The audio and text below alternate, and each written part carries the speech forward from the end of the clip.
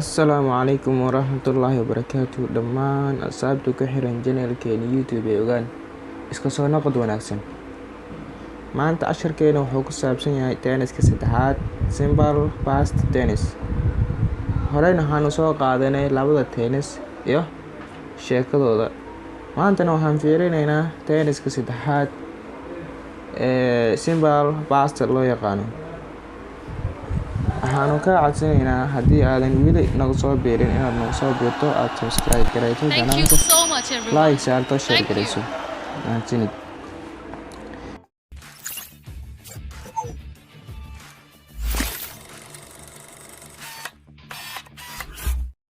Simple past tense dhacdo kaleeda lasoo dhaafay. Is used for waxaa loo adeegsadaa an action fal which falkaasoo happened dhacay in the past time waqti lasoo dhaafay. Formula qaacidada subject plus past verb plus object.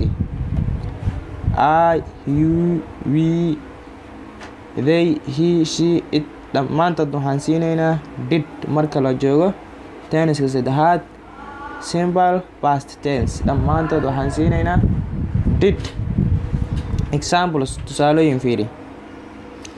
Affirmative question, negative question dhammaantood waxaan soo gelinay jadwalkan. I broke waxaan jajabiyey the door albaabka ayaan jabiyey. You spoke waxaad ku hadashay English aad ku hadashay. We did waxaan qabanay the job shaqo ayaan qabanay. They bought waxay soo iibsadeen a house guri. He helped wuu caawiyey her iyada ayuu caawiyey. She loved way jeclaatay him isaga. It oo xayawaan u taalo ama shay. Ate wuu cunay meat hilibkii. Question did I broke miyaan jebiyey the door albaabkii. Did you speak miyaad ku hadashay English miyaad ku hadashay.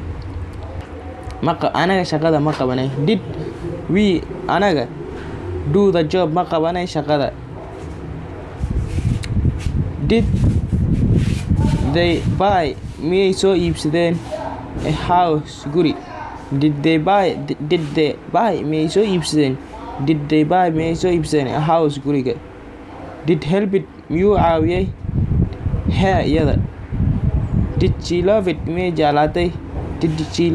jeclaatay him iyada. Him isaga. Did she love ma jeclaatay him isaga. Did eat meat hilibku miyuu cunay. Did it eat meat hilibkii miyuu cunay. Negative I did not break the door ani albaabka ma aanan jajabin. You did not speak English adi English ma ku hadlin. We did not do the job anaga shaqada ma aanan qabanin. We anaga did not do ma aanan qaban the job shaqada. They did not buy ma aysan soo iibsan a house guri ma aysan soo iibsan. She did not love ma aysan jeclaan him isaga. It did not eat meat hilibka ma cunin.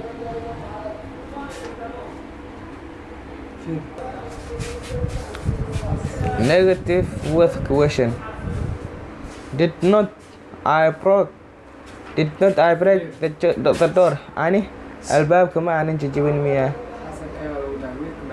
Did not you speak English adi English ma ku hadlin miya. Did not you speak English adi English ma ku hadlin miya. Did not we do the job anaga shaqada ma aanan qabanin miya. Did not they buy iyaga ma aysan soo iibsan miya a house guri. Did not he help ma uusan caawin miya her iyada. Did not she love ma aysan jeclaan miya him isaga. Did not eat ma cunin miya ate meat hilibkii. Did not it ate ma cunin miya meat hilibkii. casharkeeni meesha ayuu ka egyahay sidaas iyo asalaamu calaykum waraxmatullaahi wabarakaatu.